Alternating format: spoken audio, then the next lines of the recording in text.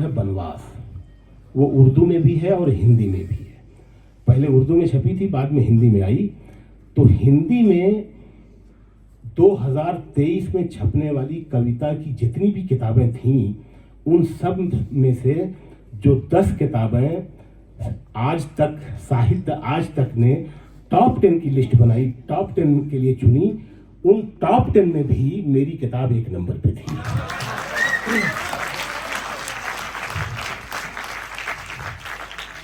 और अमेज़ॉन ने इस किताब को इतनी बिकी है कि अमेज़ॉन ने इस किताब को 5 स्टार दिया है। आप ढूंढेंगे किसी किताब को, रेयर ही किसी किताब को 5 स्टार मिला होगा। बहुत शुक्रिया। ये पूरी किताब, पूरी शायरी जंगल पर और रामायण पर आधारित है। बनवास रामायण के तकरीबन सभी किरदारों पर, तकरीबन इसलिए कह रहा हूं कि हो सकता है एक आध दो कुछ ऐसे छूट गए हो, तकरीबन सभी किरदारों पर मैंने नज़में लिखी हैं। तो मैं चाहता हूं कि 2 नज़्म मैं बनवास रामायण से और एक नज़्म रियल जंगल से आपको सुनाऊं। इजाजत है आपकी? शकील आदमी रामायण सुना रहा है, ये भी खुदा की देन है।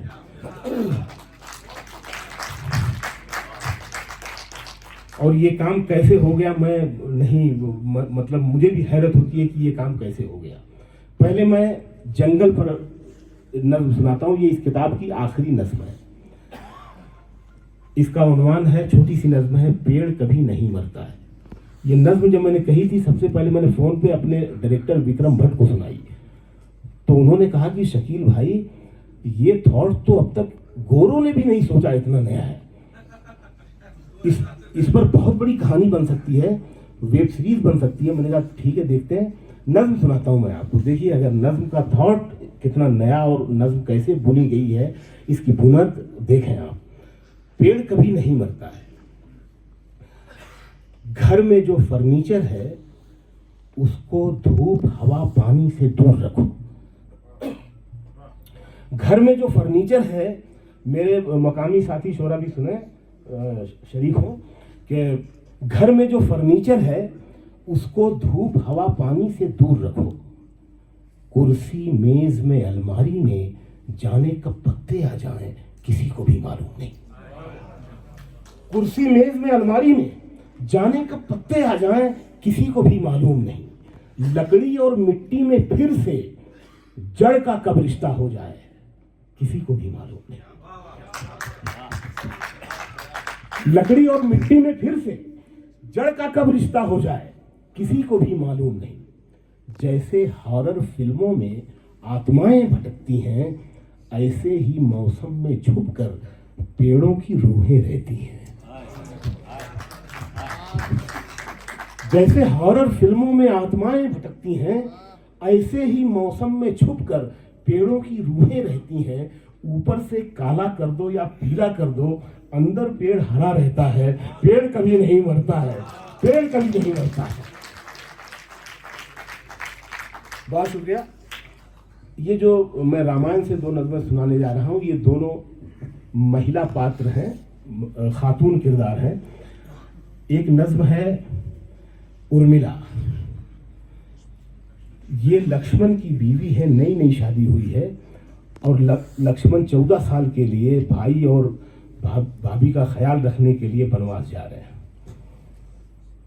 आप सोचिए उस लड़की की कुर्बानी, उस औरत की कुर्बानी। उसको पता है कि 14 साल तक मेरा पति वापस नहीं आएगा, मेरा शौहर वापस नहीं आएगा। आज की कोई लड़की, आज की कोई औरत है ऐसी कुर्बानी दे सकती है? नहीं, ये तो बहुत कम कह दिया आपने। हमारी बीवियां तो इससे ज्यादा दे सकती हैं। खैर, मतलब और उसका त्याग। और सिर्फ यही नहीं, जब जंगल में जब पहली रात पड़ी तो लक्ष्मण को नींद आने लगी, आंख झपकने लगी। तो उन्होंने सोचा यार ये मुझे नींद आ जाएगी तो मैं भाभी भैया का ख्याल कैसे रखूंगा।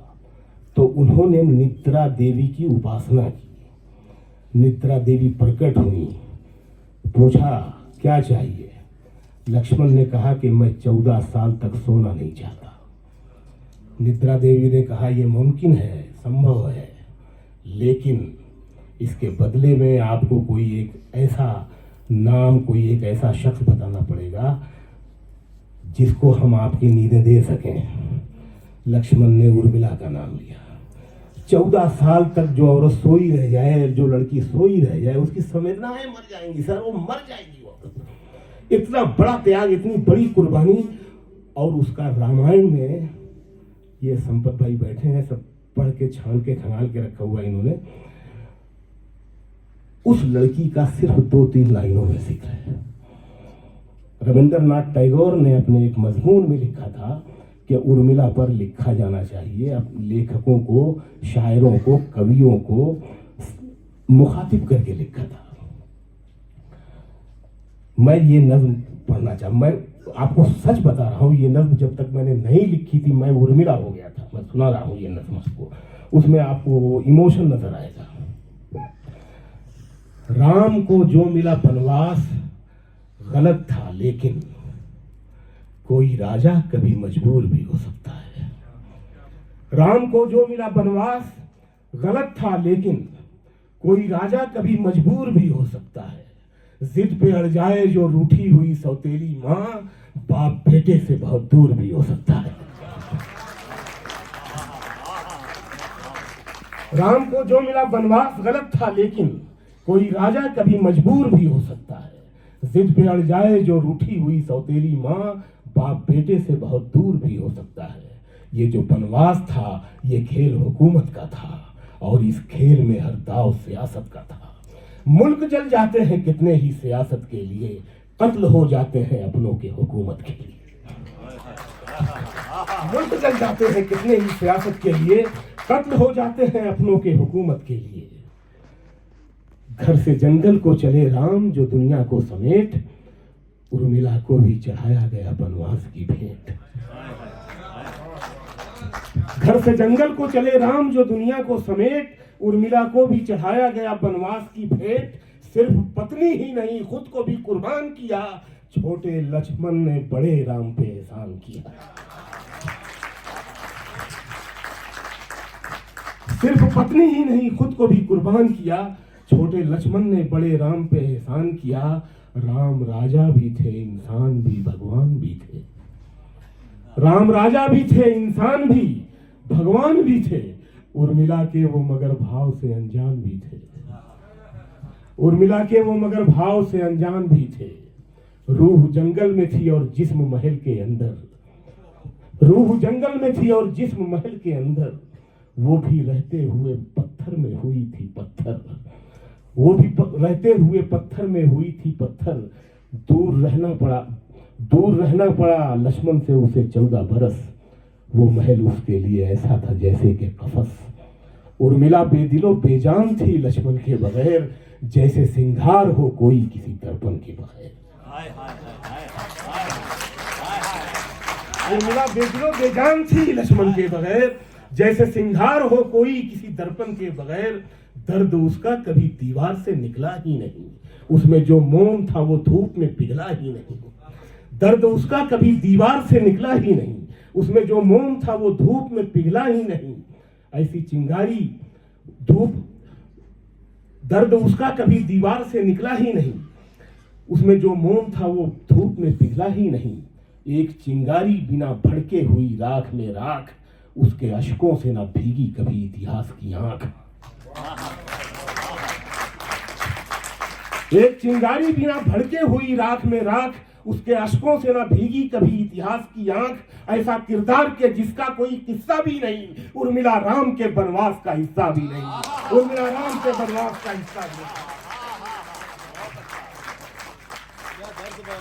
उर्मिला राम के बनवास का हिस्सा भी नहीं। दूसरी नज्म है अहिल्या, ये आखिरी नज्म है अहिल्या। अहिल्या वो किरदार है जो गौतम ऋषि की बीवी थी। गौतम ऋषि की बीवी थी और गौतम ऋषि ने उसको बद्दुआ दे दी थी, शापित कर दिया था। उनको शक हुआ बद चलने का। राम जी जब और वो पत्थर की मूर्ति में तब्दील हो गई। जब राम जी उसके करीब से गुजरे तो उनके पांव के लम्स से, पांव की छुअन से, पांव के स्पर्श से वो फिर से अपने इंसानी वजूद में आ गई। ये सिंबल है औरत का।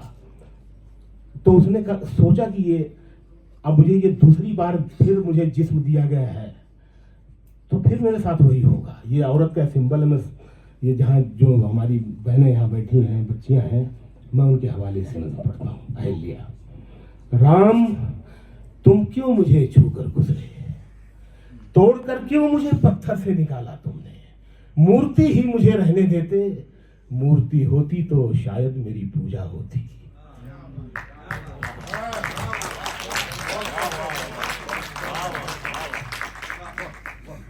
राम तुम क्यों मुझे छूकर गुजरे, तोड़कर क्यों मुझे पत्थर से निकाला तुमने, मूर्ति होती तो शायद मेरी पूजा होती। औरतें देवियां मरकर ही बना करती हैं, औरतें देवियां मरकर ही बना करती हैं। जिंदा औरत तो फकत रूप है जैसे मैं हूं, जिंदा औरत तो फकत जिस्म है जैसे मैं हूं। मुझको इस जिस्म से, इस रूप से आजाद करो, ऐसी दुनिया में मेरी रूह को आबाद करो जिसमें घूरे ना किसी इंद्र की आंखें मुझको, जिसपे फिर से कोई गौतम मुझे शापित ना करे, मेरी मर्जी के बिना मुझ पे हुकूमत ना करे, फिर कोई मर्द मुझे देवी से औरत ना करे, फिर कोई मर्द मुझे देवी से औरत ना करे।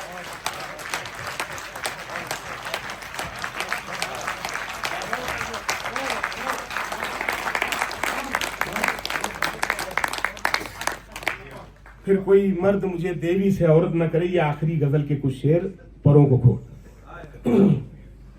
मैं माफी चाहता हूं, आप लोगों को बहुत गंभीर कर दिया मैंने, इमोशनल हो गए होंगे। मैं ये आखिरी गजल के कुछ शेर जी। परों को खोल, जमाना उड़ान देखता है, परों को खोल, जमाना उड़ान देखता है, जमीन पे बैठ के क्या आसमान देखता है, जमीन पे बैठ के क्या आसमान देखता है, जमीन पे बैठ के क्या आसमान देखता है। यही वो शहर जो मेरे लबों से बोलता था, यही वो शहर जो मेरी जबान देखता है, यही वो शहर जो मेरी जबान देखता है। मैं जब मकान के बाहर कदम निकालता हूँ, अजब निगाह से मुझको मकान देखता है। मैं जब मकान के बाहर कदम निकालता हूँ, अजब निगाह से मुझको मकान देखता है। घटाएं उठती हैं, बरसात होने लगती है, जब आंख भर के फलक को किसान देखता है, जब आंख भर के फलक को किसान देखता है, जब आंख भर के फलक को किसान देखता है। अब मिला है हुस्न तो इस हुस्न की हिफाजत कर, मिला है हुस्न, मिला है हुस्न तो इस हुस्न की हिफाजत कर, संभल के चल तुझे सारा जहान देखता है, संभल के चल तुझे सारा जहान देखता है। और ये आखिरी शेर, कनीज हो कोई या कोई शाहजादी हो, कनीज हो कोई या कोई शाहजादी हो, जो इश्क करता है कब खानदान देखता है।